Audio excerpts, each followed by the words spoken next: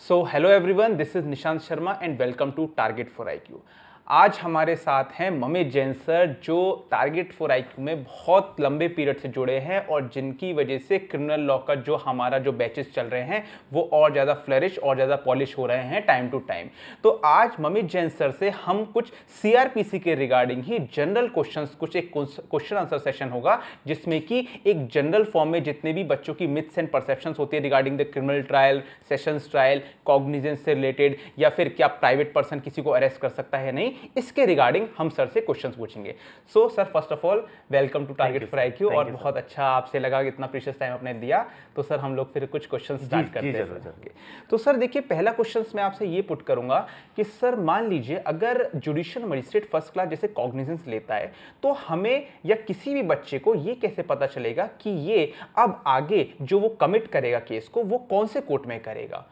ये चीज़ सर? जी देखिए, ये कन्फ्यूज़न बना रहता है जो लॉ स्टूडेंट्स होते हैं कि कौन सा जो केस है वो सेशन ट्रायबल है, कौन सा मजिस्ट्रेट ट्रायबल है। तो देखिए, मुझे लगता है इसमें ज़्यादा बॉदर होने की ज़रूरत नहीं है। यदि आप सीआरपीसी में एक शेड्यूल देखेंगे, शेड्यूल 1, तो उसमें 2 क्लासेस दिए हुए हैं, क्लास ए और क्लास बी। तो उसमें जो क्लास ए की बात की गई है उसमें स्पेसिफिकली जो इंडियन पैनल कोड में जो ऑफेंसेस डिक्लेयर किए गए हैं तो उनके बारे में हमें स्पेसिफिकली बताया है 6 कॉलम में कि कौन सा पर्टिकुलर ऑफेंस, यदि मैं आईपीसी की बात कर रहा हूँ क्लास ए में, कि जो आईपीसी का कोई पर्टिकुलर ऑफेंस वो सेशन ट्रायबल है या मजिस्ट्रेट ट्रायबल है। तो इसमें बहुत हमें इसलिए नहीं होना है कि आप सीआरपीसी के फर्स्ट शेड्यूल को खोलिए और उसमें आईपीसी की पूरी लिस्ट दी हुई है ऑफेंसेस के रिगार्डिंग, और सर जो लास्ट कॉलम आप देखेंगे उसमें सीधे सीधे लिखा हुआ है कि ये मजिस्ट्रेट ट्रायबल है या सेशन ट्रायबल है। लेकिन एक प्रॉब्लम यहाँ पे ये आती है कि चूंकि आईपीसी एक पैनल लॉ है, लेकिन इसके अलावा भी बहुत सारे पैनल लॉज हमारे सामने हैं इंडिया में, तो वहां पर उनके लिए क्या कंसीडर किया जाए, वो कैसे जाना जाए कि वो जो स्पेशल लॉ में कोई ऑफेंस कमिट हुआ है वो सेशन ट्रायबल है या मजिस्ट्रेट ट्रायबल है। तो उसमें आप क्लास 2 में जाए, शेड्यूल में ही क्लास 2 दिया हुआ है और उसमें नॉर्मल कोर्स में ये बताया हुआ है कि कोई ऐसा ऑफेंस जिसमें 7 साल से ऊपर का इम्प्रिजनमेंट है टिल डेथ पेनल्टी, तो वो सेशन ट्रायबल केसेस होंगे, और बाकी लेस देन 7 ईयर्स इम्प्रिजनमेंट जिसमें है वो मजिस्ट्रेट ट्रायबल होंगे। तो हमें बॉर्डर इसमें होना नहीं होगा, बस आप सीआरपीसी में शेड्यूल 1 आप देखें, आपका आंसर मिल जाएगा। जी बिल्कुल। देखिए ममित सर ने बहुत अच्छा आंसर दिया कि आप शेड्यूल 1 अगर देखेंगे तो वहां पे क्लियर कट आपका डिमार्केशन है कि कौन से ऑफेंसेस सेशंस ट्रायल द्वारा ट्रायबल होंगे और कौन से ऑफेंसेस वारंट ट्रायल या फिर समन्स ट्रायल द्वारा ट्रायबल होंगे। और जैसे कि सर ने एक सिंप्लीफाइड फॉर्म में ये बताया है कि कोई भी ऑफेंसेस जिनका punishment 7 years till death sentence है वो जनरली ट्रायबल होते हैं सेशंस ट्रायल द्वारा, और जिनका ऑफेंस 7 ईयर्स से बिलो है वो मोस्टली आपके ट्रायबल होते हैं लोअर, जो कि सेशंस ट्रायल के अदर जो जुडिशियल मजिस्ट्रेट होते हैं उनके द्वारा ट्रायबल। Thank you sir. अब सर सेकंड क्वेश्चन मेरा है, सर कॉग्निजेंस जैसे कि हम लोग पढ़ते हैं सेक्शन 190 में जिसमें कि लिखा है judicial magistrate first class cognizance ले सकता है। तो सर क्वेश्चन ये है, जो एस्पिरेंट्स की भी क्वेरी आती है कि क्या सिर्फ और सिर्फ क्या जुडिशियल मजिस्ट्रेट फर्स्ट क्लास ही कॉग्निजेंस ले सकता है या और भी कोई मजिस्ट्रेट भी कॉग्निजेंस ले सकता है कुछ सर्कमस्टांसेस? जी देखिए, सेक्शन 190 में ये बात लिखी हुई है, बिल्कुल आपने ऐसा कहा कि जुडिशियल मजिस्ट्रेट फर्स्ट क्लास को नॉर्मल कोर्ट्स में पावर है कि वो जनरली जब 173 क्लॉज 2 में पुलिस इन्वेस्टिगेशन के बाद पुलिस रिपोर्ट सबमिट करती है मजिस्ट्रेट को, तो जनरली ऐसे मजिस्ट्रेट को ही सबमिट किया जाता है जो कॉग्निजेंस लेने के लिए ऑथोराइज होते हैं। तो generally judicial magistrate first class को ये पावर दी गई है, और कंप्लेंट पे भी जो मजिस्ट्रेट होते हैं वो कॉग्निजेंस लेते हैं, और ये power judicial magistrate first class को तो है ही, लेकिन इसमें हम इसको इंटरप्रेटेट करें तो जुडिशियल मजिस्ट्रेट फर्स्ट क्लास में सीजीएम और एसीजीएम भी आते हैं। लेकिन जुडिशियल मजिस्ट्रेट सेकंड क्लास को भी पावर है, लेकिन यदि सीजीएम उनको एम्पावर करते हैं तो। लेकिन इसके बाद जनरली हमारा ये मानना है कि क्योंकि हम मोटे तौर पे ये जानते हैं कि जुडिशियल मजिस्ट्रेट ही कॉग्निजेंस लेते हैं, लेकिन ऐसा नहीं है कि जनरली कोर्ट ऑफ सेशन भी किसी ऑफेंस में कॉग्निजेंस ले सकते हैं यदि मामला उनको कमिट किया जाता है। लेकिन यानी कि हम सीआरपीसी में सेक्शन 193 देखें तो कोर्ट ऑफ सेशन भी यदि मजिस्ट्रेट उनको कमिट करें कि भैया आप इनमें कॉग्निजेंस लीजिए, तो कोर्ट ऑफ सेशन मामला कमिट होने पर कॉग्निजेंस ले सकती है। लेकिन फिर भी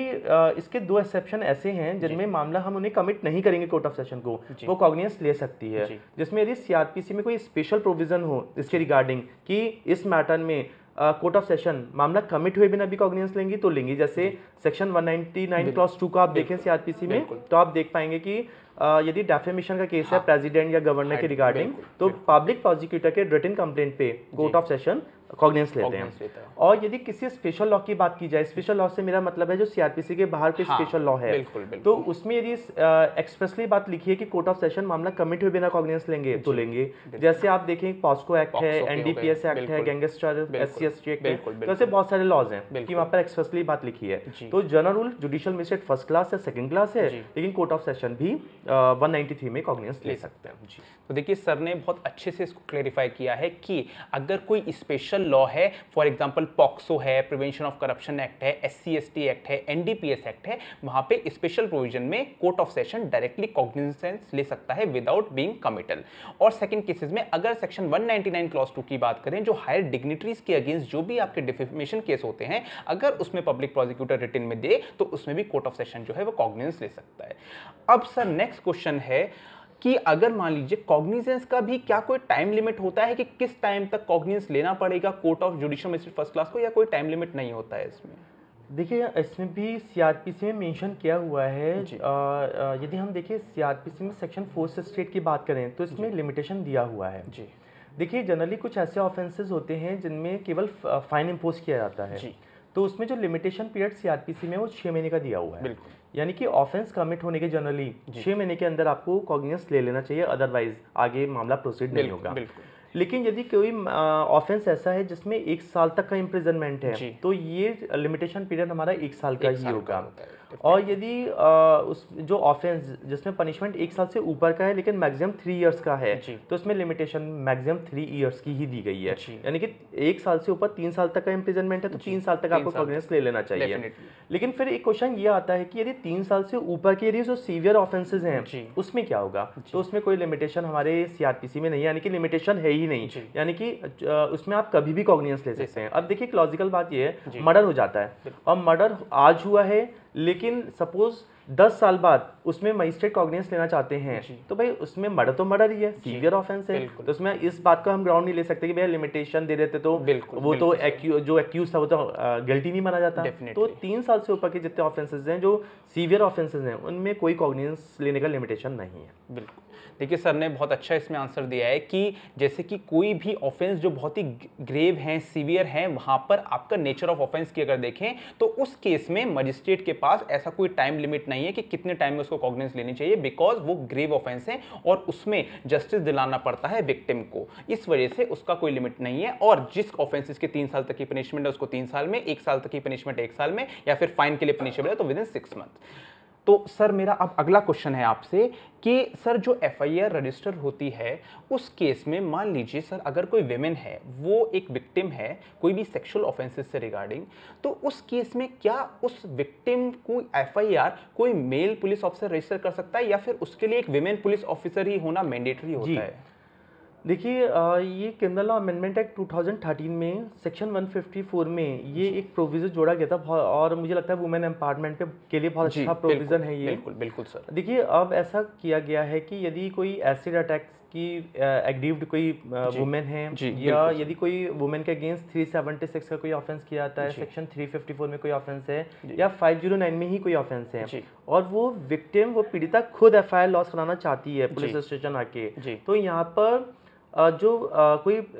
lady police officer, women police officer ही होनी चाहिए जो उसकी FIR लॉस करेगी। लेकिन कभी कभी ऐसा होता है कोई लेडी पुलिस ऑफिसर अवेलेबल नहीं होती, तो कोई लेडी ऑफिसर उसके बिहाफ में कोई लेडी ऑफिसर ही उस FIR को लॉस करेगी। जी डेफिनेटली जी। और देखिए कभी कभी अब ऐसा होता है कि यदि मान लीजिए वो जो विक्टिम पीड़िता है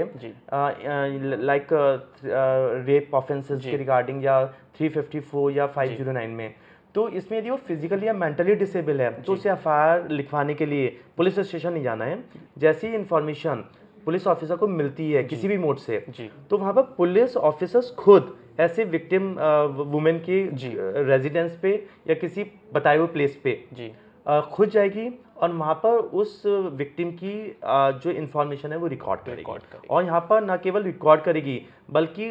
रिकॉर्डिंग के वक्त पुलिस अपने साथ कोई स्पेशल एजुकेटर या इंटरप्रेटर भी साथ में लेके आएंगे और वीडियोग्राफी भी की जाएगी इसकी रिकॉर्डिंग की। बिल्कुल, तो ये 2013 का बहुत अच्छा अमेंडमेंट जोड़ा गया। जी, देखिए सर ने बिल्कुल करेक्ट, आपका सर ने बहुत अच्छा इन्फॉर्मेशन दिया है हमें कि आपको जो भी विमेन पुलिस ऑफिसर, जो भी विमेन एग्रीड वुमेन होगी, वो केवल और केवल विमेन पुलिस ऑफिसर के समक्ष ही एफआईआर कराएगी। और इसका सर एक रीज़न भी मुझे जैसे लगता है कि एक विमेन को अगर ओपनली आपके साथ कोई सेक्सुअल असॉल्ट हुआ है तो आप विमेन के साथ कोई ज़्यादा अपना इन्फॉर्मेशन शेयर कर सकते हैं। कहीं ना कहीं यदि चूंकि सेक्सुअल ऑफेंसेस हैं तो अपनी बात कम्युनिकेट करना चाह रही है और सामने मेल पुलिस ऑफिसर शायद वो बात कम्युनिकेट ना हो पाए सर, तो ये अच्छा प्रोविजन है कहीं। बिल्कुल बिल्कुल सर, डेफिनेटली।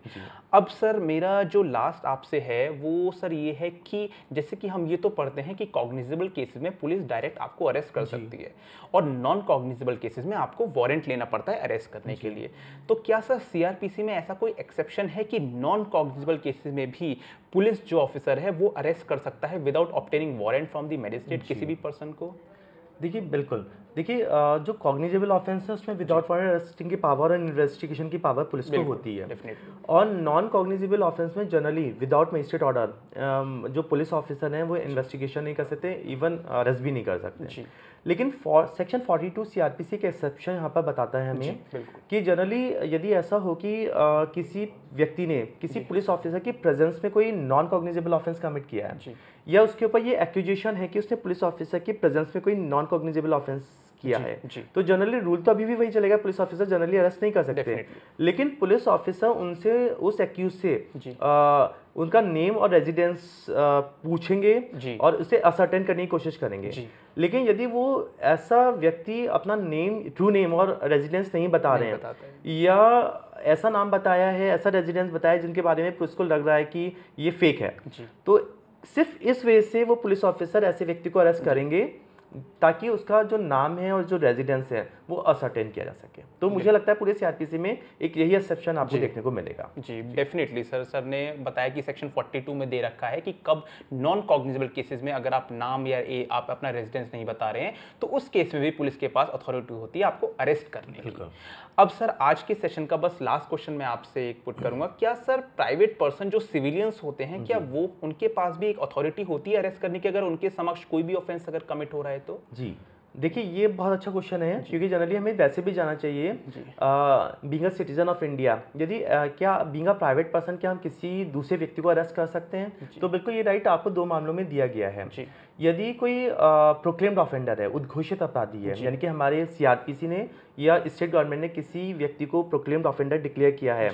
तो आप उसे अरेस्ट कर सकते हैं। और साथ ही साथ यदि ऐसा हो कि यदि प्राइवेट पर्सन की प्रेजेंस में कोई दूसरा व्यक्ति cognizable and non billable offence commit करता है, यानी कि दोनों ही मैंडेटरी है कि वो नॉन बिलेबल ऑफेंस भी हो प्लस कॉग्निजेबल ऑफेंस भी हो, तो और वो ऐसे प्राइवेट पर्सन के प्रेजेंस में ऐसा ऑफेंस हुआ है तो वो उस एक्यूज या सस्पेक्टेड पर्सन को अरेस्ट कर सकते हैं। लेकिन वो बात अलग है, अरेस्ट करने के बाद आप विदाउट अननेसेसरी डिले आप नियरेस्ट पुलिस ऑफिसर को या नियरेस्ट पुलिस ऑफिसर अवेलेबल नहीं है तो नियरेस्ट पुलिस स्टेशन पे आप उसे लेके जाएंगे या भिजवाएंगे। बिल्कुल बिल्कुल सर। तो जैसे कि आपने देखा कि ममित जैन सर ने सारे क्वेश्चंस के आंसर कितने ज़्यादा इन्फॉर्मेटिव दिए हैं जिससे कि आपकी नॉलेज कितनी एनहेंस हो सकती है। सर बस एक और थोड़ी इन्फॉर्मेशन के लिए मैं आपसे कहूँगा सर, जैसे कि अब यूपी जुडिशरी का मेंस का रिजल्ट आने वाला है तो सर जैसे कि टारगेट फॉर आईक्यू की तरफ से मॉक इंटरव्यू कंडक्ट होगा तो सर उसमें प्लीज़ बच्चों को गाइड करिए कि कैसे कैसे मॉक इंटरव्यू। बिल्कुल, देखिए अब चूँकि यूपी मेंस का रिजल्ट कभी भी आ सकता है और अब जो भी बच्चे हमारे सिलेक्ट होंगे तो अब उन्हें इंटरव्यू की तैयारी करनी होगी, बहुत जल्दी इंटरव्यू डिक्लेयर हो जाएगा, डेट डिक्लेयर हो जाएगी। तो मुझे लगता है कि देखिए हमारा जो टारगेट फॉर आईक्यू चैनल है, जो ये प्लेटफॉर्म है, ये जो मॉक इंटरव्यू बहुत अच्छे कंडक्ट कराते हैं और प्रीवियसली भी इन्होंने कई मॉक इंटरव्यू कराए हैं और जिसमें काफ़ी बच्चों ने फाइनल सिलेक्शन लिए हैं। तो मुझे लगता है कि जो इंटरव्यू के लिए पहुंचेंगे तो उन्हें मॉक इंटरव्यू की तैयारी तो करनी चाहिए क्योंकि इससे हमें अपनी कमी को जानने का मौका मिलता है और जब हम उस एटमॉस्फेयर से गो थ्रू हो जाते हैं मॉक इंटरव्यू के थ्रू तो वहाँ पर वो जो प्रेशर हम पे होता है वो प्रेशर बहुत हद तक रिलीज हो जाता है जी। और साथ में हमें आपको पता चलता है कि आपका बॉडी लैंग्वेज कैसा होगा, आपका बॉडी जेस्चर क्या होगा, ड्रेसिंग सेंस क्या होगी, way of talking, eye contact, बहुत सारी चीज़ें आपको जो हम सोचते हैं कि हम कर लेंगे लेकिन जब आप पहली बार या इंटरव्यू फेस करते हैं ये कमियां रह जाती हैं। तो मॉक इंटरव्यू का ये बेनिफिट है जो टारगेट फॉर IQ प्लेटफॉर्म आपको प्रोवाइड कराता है। साथ ही साथ इसके लिए हमारे कुछ मॉक इंटरव्यू से पहले हम कुछ लेक्चर्स प्रोवाइड कराते हैं कि जो आपके इंटरव्यू में बड़े काम आते हैं, यानी कि हम 7 to 10 लेक्चर्स इसमें प्रोवाइड आपके चैनल के थ्रू कराया जाता है कि जिसमें जो कमियां होती हैं, जो बेसिक बातें होती हैं, चाहे वो कॉमन जनरल क्वेश्चंस की बात हो या हमारे सब्जेक्ट की बात हो, तो ये मुझे लगता है कि टारगेट फॉर IQ ने बहुत अच्छा इनिशिएशन लिया है और बहुत फाइनल सिलेक्शन दिए। तो सबसे बड़ी बात है कि वो कहते हैं ना प्रत्यक्ष को प्रमाण की जरूरत नहीं है, तो घटना स्वयं बोलती है रेस इप्सा लोकेटर। तो मुझे लगता है ये ज़्यादा हमें कुछ कहने की जरूरत है नहीं इसके बारे में। डेफिनेटली, बिल्कुल। देखिए सर ने बहुत इन्फॉर्मेशन अच्छी दिया है कि टारगेट फॉर IQ के प्लेटफॉर्म से आप अपने इंटरव्यू की प्रिपरेशन, प्रीलिम्स मेंस में तो हम लोग आपके साथ हैं ही, और अब रवि सर और ममित जैन सर हमारे साथ हैं, और बहुत हम लोगों ने ये इनिशिएटिव लिया है कि रिटायर्ड जजेस को भी बुलाएंगे इंटरव्यू बोर्ड में, जिसमें कि प्रॉपर एक बोर्ड कॉन्स्टिट्यूट किया जाएगा ममित सर की गाइडेंस में। तो इसी वजह से जिस भी कैंडिडेट को अगर इंटरव्यू के रिगार्डिंग कोई भी क्वेरी चाहिए या इंटरव्यू गाइडेंस प्रोग्राम में अपने आपको रजिस्टर कराना है after the declaration of UP judiciary mains result, तो वो आपका टारगेट फॉर IQ में 7500110314 पे अपना रजिस्ट्रेशन करा सकता है और कोई भी क्वेरी ले सकता है। So sir, thanks a lot for giving your precious time. It will be an honour for us for meeting you, and definitely we will meet Mamit Jain sir in future also. Thanks a lot, sir. Thank you very much.